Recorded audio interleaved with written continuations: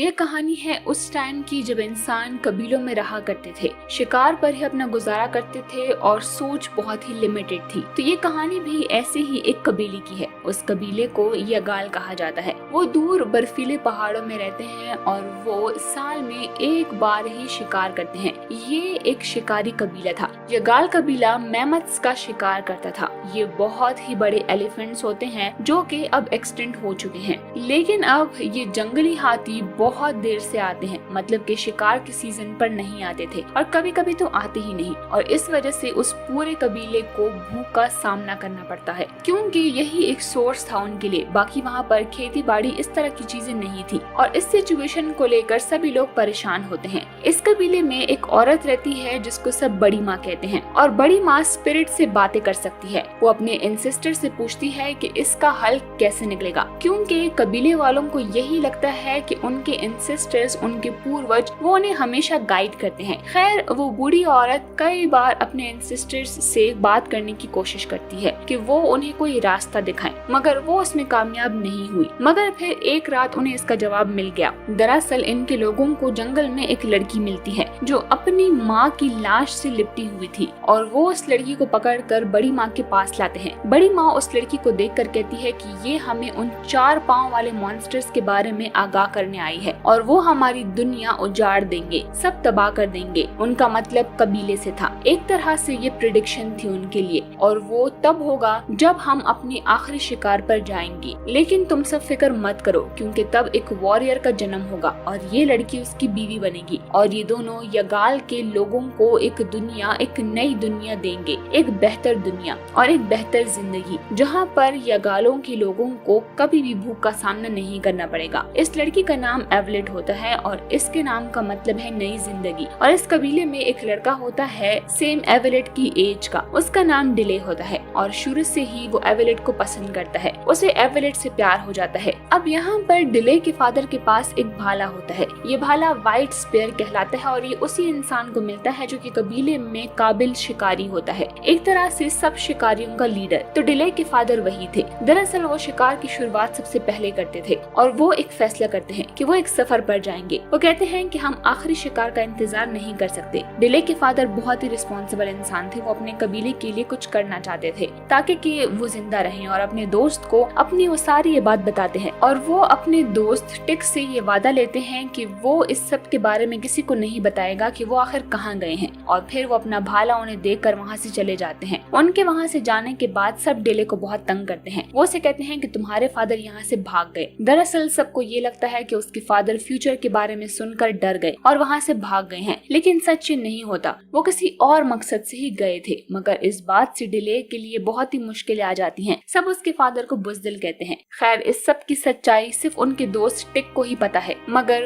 उसने कभी भी किसी को नहीं बताया। वहीं एवलेट उस कबीले में अकेली है और अब डिले भी अकेला पड़ जाता है और इन दोनों की दोस्ती हो जाती है और इन दोनों की दोस्ती प्यार में बदल जाती है। कई साल गुजर जाते हैं, ये दोनों बड़े हो जाते हैं और एक बार फिर से इनके इलाके में मैमथ्स आते हैं और ये आखिरी शिकार का वक्त होता है। बड़ी माँ के मुताबिक आखिरी शिकार पर जब ये लोग जाएंगे तो वहाँ पर 4 पैरों वाले जानवर आएंगे और वो इनको तबाह कर देंगे। शिकार का दिन अब करीब आने वाला था और कबीले वालों ने ये फैसला किया कि जो भी पहले शिकार पर हमला करेगा और उसे मार देगा, उसकी शादी एवलेट से की जाएगी और भाला भी उसे ही मिलेगा। इसी कबीले में करण नाम का एक लड़का भी था जो कि शुरू से ही डिले को पसंद नहीं करता था और अब पूरे कबीले को पता था कि करण ही है जो कि उस मैमथ का शिकार करेगा और एवलेट भी उसे दे दी जाएगी और भाला भी। मगर यहाँ पर एवलेट और डिले एक दूसरे से प्यार बहुत करते हैं। एवलेट डिले से कहती है कि चलो हम यहाँ से भाग जाते हैं, हम शादी कर लेंगे। लेकिन डिले कहता है कि नहीं, मैं भाग नहीं सकता अपने फादर की तरह। मैं किसी भी कीमत पर मनक का शिकार करूंगा और मैं तुम्हें अपने आप से दूर जाने नहीं दूंगा। और इसके बाद ये सब कबीले वाले मनक का शिकार करने के लिए निकल जाते हैं। अब ये मैमथ्स का एक झुंड होता है। पहले वो लोग उन्हें डराते हैं जिससे कि वो एक तरफ भागने लगते हैं और आखिरी मैमथ जो कि सबसे पीछे था, वो सब उस पर एक जाल डालते हैं। मनक वहाँ से भागने लगता है, लेकिन उसके जिस्म पर जाल अभी भी फंसा हुआ था। अब ये सारे लोग उस जाल को पकड़ लेते हैं और मनक भाग रहा होता है, मगर फिर एक एक करके ये सारे लोग जाल को छोड़ते जा रहे थे। लेकिन डिले का हाथ उसमें फंस जाता है और हाथी उसे अपने साथ घसीटता हुआ ले जाता है और ये जगह पहुंचने के बाद वो हाथी डिले पर हमला कर देता है। अब सबको तो यही लग रहा था कि डिले ने उस जाल को नहीं छोड़ा, मगर हकीकत ये थी कि उसका हाथ उसमें फंस गया था। एक पॉइंट ऐसा आता है जहाँ पर वो मनक डिले पर हमला करता है, लेकिन डिले किसी तरह से उस हाथी को भाला मार देता है, लेकिन उस हाथी को कुछ नहीं होता और वो दोबारा उस पर हमला करता है। तभी डिले को एक और भाला मिलता है। वो भाला पत्थरों में फंसा हुआ था। हाथी उस पर गिर जाता है और इस तरह से उस बड़े से हाथी का खात्मा हो जाता है। तभी वहाँ सारे कबीले वाले आ जाते हैं और वो देखते हैं कि डिले ने हाथी को मार डाला है, और ये देखने के बाद वो सब बहुत ही खुश होते हैं। वो कहते हैं कि तुमने अकेले ही इतने बड़े मनक को मार डाला। वो डिले को भाला और उसके होने वाली बीवी यानी कि एवलेट को दे देते हैं, लेकिन डिले को अंदर ही अंदर एक बात परेशान करी थी। वो जानता है कि उसने मनक को नहीं मारा, क्योंकि जाल उसने भी छोड़ दिया था। उसका हाथ सिर्फ जाल में फंस गया था, इसीलिए वो भाला वापस कर देता है और वो एवलेट को कहता है कि मैंने मनक को नहीं मारा, बल्कि वो अपने आप ही मेरे भाले पर आ गिरा था, इसीलिए मैंने भाले को छोड़ दिया है। और भाले को छोड़ने का मतलब था एवलेट को छोड़ना, क्योंकि एवलेट उसे ही मिलेगी जिसने कि मनक का शिकार किया हो, और अब क्योंकि उसने मनक का शिकार नहीं किया तो एवलेट उसे नहीं मिल सकती। यहाँ पर एवलेट उससे नाराज हो जाती है और डिले को कुछ भी समझ में नहीं आ रहा था कि वो क्या करे। हालांकि ये दोनों एक दूसरे से बहुत प्यार करते हैं, लेकिन ये सब अपने रिवाजों से बंधे हुए हैं। उसी रात को इनके कबीले पर कुछ लोग जो के घोड़ों पर आए थे इन पर हमला कर देते हैं और इनके कबीले की बहुत सारी औरतों और मर्दों को बंदी बनाकर ले जाते हैं, और ये लोग एवलेट को भी पकड़कर ले जाते हैं। लेकिन डिले और कुछ लोग बच गए थे। डिले कहता है कि मैं अपने लोगों को और एवलेट को बचा कर लाऊंगा, मैं उनके पीछे जाऊंगा। करण कहता है कि उन पहाड़ों से आज तक कोई वापस नहीं आया है। डिले कहता है कि हमला करने वाले भी तो उन्हीं पहाड़ों से आए थे, और अब वो फैसला करता है कि वो भी वहाँ पर जाएंगे। ये ऐसा टाइम था जहाँ पर लोग ज्यादा एक्सप्लोर नहीं करते थे, तो इन यगाल कबीले वालों को यही लगता था कि दुनिया बस इन्हीं पहाड़ों में है। और जिस तरह बड़ी माँ ने प्रेडिक्शन की थी कि 4 पैरों वाले राक्षस आएंगे, तो वो यही थे। इसके बाद डिले उनके घोड़ों के पैरों के निशान का पीछा करना शुरू कर देता है। डिले के साथ उसके कबीले के और लोग भी जाते हैं, लेकिन ये सफर इतना आसान नहीं था, और वहाँ से अपने लोगों को बचाना और खुद को बचाना बहुत ही मुश्किल था, क्योंकि ये लोग असल में शिकारी हैं, ना कि वॉरियर्स। लेकिन डिले और उसके साथी वो किसी भी हाल में अपने लोगों को वापस लाना चाहते थे, और कई दिन और रातों का सफर करने के बाद ये उन पहाड़ों के पार पहुंच जाते हैं जहाँ से जमीन शुरू होती है। ये वही जगह होती है जहाँ पर 4 पांव वाले मॉन्स्टर्स ने एवलेट की फैमिली को मार दिया था। मतलब कि कबीले पर ये हमला पहली बार नहीं हुआ था। इसके बाद डिले और उसके तीनों साथी यहाँ से आगे बढ़ते हैं। ये 4 लोग एक जंगल में पहुंच जाते हैं। जंगल में पहुंचने के बाद इन्हें एवलेट और इनके कबीले के बहुत सारे लोग नजर आते हैं, जिन्हें उन लोगों ने कैदी बनाया हुआ था, और वो इन सब को कहीं ले जा रहे होते हैं। यहाँ पर डिले एवलेट को और अपने कुछ साथियों को छुड़ा लेता है, और वो लोग जिन्होंने इन्हें कैदी बनाया होता है वो इन्हें दोबारा से पकड़ लेते हैं और डिले के एक साथी को जख्मी भी कर देता है। मगर डिले इस बार भी बच जाता है। वो लोग उन कैदियों को आगे के सफर पर रवाना करते हैं। इस जंगल में इनका सामना अजीब से जानवरों से भी होता है। अब टिक यानी कि डिले का साथी और उसके फादर का दोस्त वो जख्मी हो गया था अपने लोगों को छुड़ाने की कोशिश में। डिले उसे घसीट कर वहाँ से ले जाता है, और आगे जाने के बाद इन्हें भूख लगती है। डिले शिकार करने जाता है, मगर वो एक होल में गिर जाता है। ये किसी ट्रैप की तरह था। वहाँ और भी जानवर फंस गए थे, मगर यहाँ पर एक बहुत ही बड़ा शेर भी फंसा हुआ था। फिर रात में बारिश शुरू हो जाती है और उस गड्ढे में पानी भरने लगता है, और अब वो शेर पानी में डूब रहा था,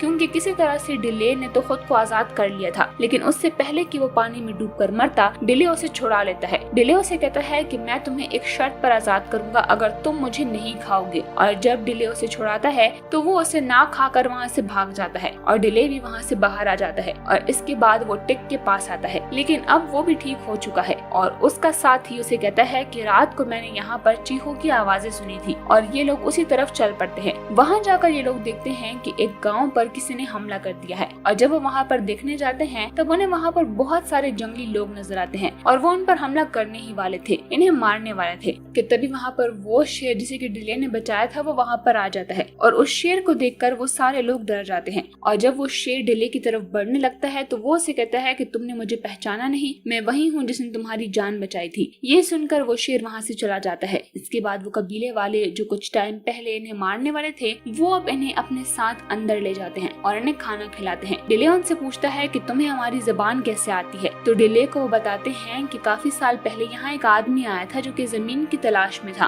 और उसने हमें तुम्हारी जबान सिखाई है। और ये लोग जिसकी बात कर रहे होते हैं वो असल में डिले के फादर होते हैं। डिले उनसे पूछता है कि वो अब कहाँ है। तो वो कहते हैं कि अब उसे मॉन्स्टर की स्पिरिट अपने साथ ले गई है, यहाँ तक कि इन कबीले के लोगों को भी। अब वो डिले से कहते हैं कि अब तुम हमें वहाँ पर ले जाओगे। डिले कहता है कि मैं ही क्यों। तो वो कहते हैं कि सालों पहले हमें ये पता चला था कि यहाँ पर एक आदमी आएगा जो कि शेर से बात कर सकेगा और वो हमारे कबीले को बचाएगा। और इसके बाद ये लोग आसपास के कबीलों में भी ये मैसेज पहुंचा देते हैं कि शेर से बात करने वाला आ गया है। यहाँ पर डिले के साथ जो टिक होता है वो उसे ये भी बताता है कि तुम्हारे फादर भागे नहीं थे, बल्कि बड़ी माँ की बात सुनने के बाद वो अपने कबीले के लोगों के लिए एक नई जमीन ढूंढने के लिए निकल पड़े थे ताकि हमारे लोग भूख से ना मरे। अब डिले को पता है कि उसके बाबा नहीं भागे थे, मतलब कि वो किसी बुज़दिल इंसान का बेटा नहीं। वो टिक से कहता है कि तुमने मुझे ये बात पहले क्यों नहीं बताई। तो टिक कहता है कि उसके फादर नहीं चाहते थे कि ये बात किसी को पता चले, क्योंकि अगर ये बात किसी को पता चलती तो एक एक करके सभी ये कबीला छोड़कर चले जाते। इसीलिए उन्होंने मुझसे वादा लिया था कि मैं ये बात किसी को ना बताऊं। इसके बाद डिले और बाकी कबीलों के लोग मिलकर देवताओं के पहाड़ की तरफ निकल पड़ते हैं। इससे पहले कि वो उन लोगों तक पहुँचे जिन्होंने डिले के कबीले के लोगों को पकड़ा है, वो एक नदी तक पहुँच जाते हैं, मगर वो लोग एक बोट से नदी को पार करके निकल जाते हैं।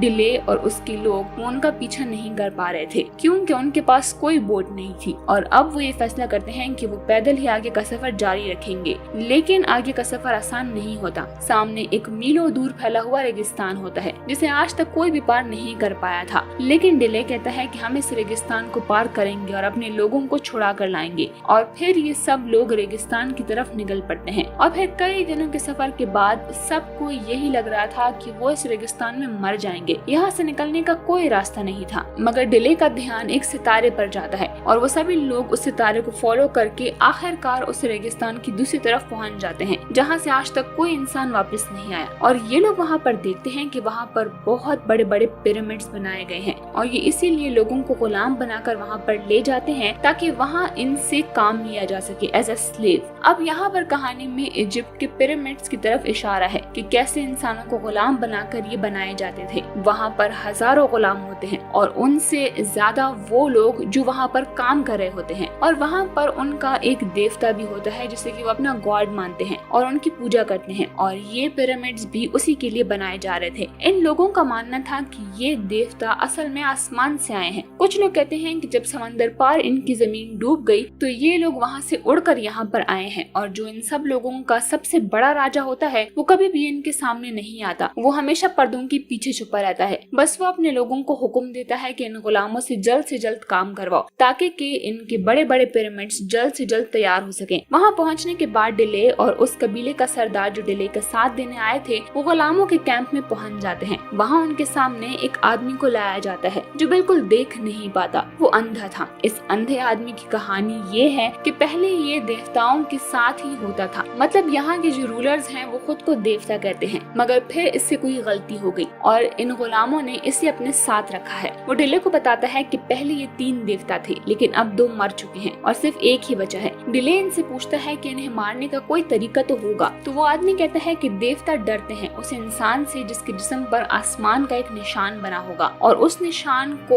उर्वाना कहते हैं। वो आदमी कहता है कि वो इंसान यहाँ के सभी गुलामों को आजाद करवाएगा। फिर वो डिले से पूछता है कि क्या तुम्हारे जिस्म पर कोई ऐसा निशान है। तो डिले कुछ नहीं बोलता और खामोश रहता है। अब डिले उसका साथी अंदर जाते हैं और बाहर उनके बहुत से लोग उनका इंतजार कर रहे थे। डिले को ये भी पता चल जाता है कि अब उसके फादर इस दुनिया में नहीं रहे, इन्होंने उसे मार दिया है। इसके बाद डिले और उसका साथी वहाँ से निकल जाते हैं। वो बाहर अपने लोगों के पास जा रहे होते हैं लेकिन तभी वहाँ के कुछ लोग उन्हें देख लेते हैं और उनके बीच में लड़ाई होती है और इस लड़ाई में टिक मारा जाता है। टिक मरने से पहले डिले को उसके बाबा का वो भाला भी देता है और अब डिले अपने बाबा का, टिक और अपने सभी लोगों का बदला लेना चाहता है। वो सबको यहाँ से छुड़ाना चाहता है। वहीं दूसरे लोग जब अंदर एवलेट को देखते हैं तो उसके हाथों पर जख्म के निशान होते हैं और ये जख्म के निशान इस तरह से होते हैं जिस तरह से आसमान में ऑरेंज बेल्ट होती है। ये स्टार्स का एक ग्रुप था जो कि कुछ अलग तरह से बना हुआ था, मतलब कि एक पैटर्न। और उस निशान को देखने के बाद वो लोग डर जाते हैं और वो उसे अपने देवता के पास ले जाते हैं। यहाँ पर असल में लोगों की एक प्रेडिक्शन थी कि इन लोगों का राजा एक ऐसा आदमी ही खत्म करेगा जिसके जिस्म पर ये निशान होंगे और वो डिले पर तो नहीं थे मगर एवलेट पर थे।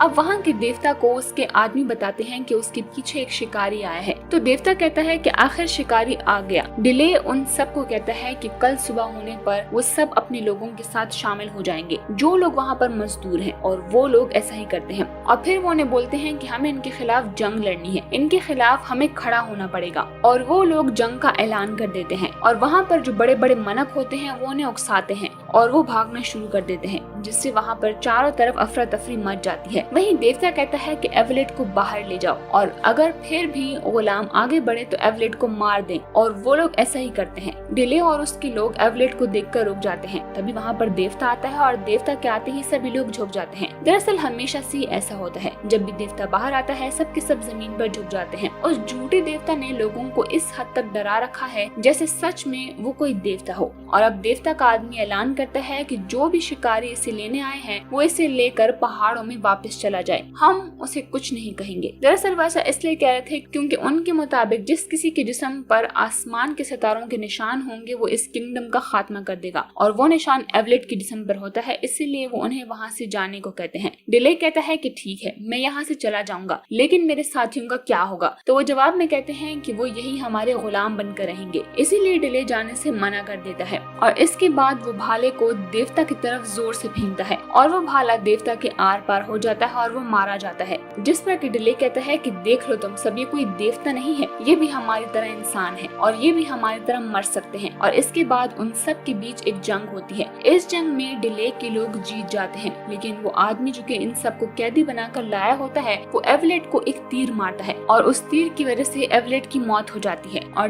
डिले उस आदमी को जिसने कि एवलेट को तीर मारा होता है उसे मार देता है। अब एवलेट मर चुकी है। डिले ने इस पूरे सफर में करण, टिक और एवलेट को खो दिया, लेकिन बड़ी माँ ने ये सब तो नहीं बताया था। बड़ी माँ जो दूर से इन सबको अपनी पावर से देख रही थी, क्योंकि वो स्पिरिट से बातें कर सकती है, और वो अपनी जान देकर एवलेट की जान वापस ले आती है और इस तरह से एवलेट की जान बच जाती है। और एंड में अपने इलाकों में जाने से पहले जिन कबीले वालों ने उनकी मदद की थी वो उन्हें कुछ सीड्स देते हैं और डिले को बोलते हैं कि तुम्हारे बाबा चाहते थे कि तुम इनको अपनी जगह ले जाओ, और वो ऐसा ही करते हैं। मतलब अब यगाल कबीले को सिर्फ शिकार पर ही डिपेंड नहीं होना पड़ेगा, बल्कि अब वो खेती बाड़ी भी शुरू करेंगे। डिले ने बहुत से कबीलों को आजाद करवाया और एक झूठे देवता से निजात दिलाई। आखिर उसके बाबा की सच्चाई भी सबके सामने आ जाती है और वो कबीले में शान से रहने लगता है, उनका एक लीडर बनकर। और यहाँ कहानी की एक हैप्पी एंडिंग होती है।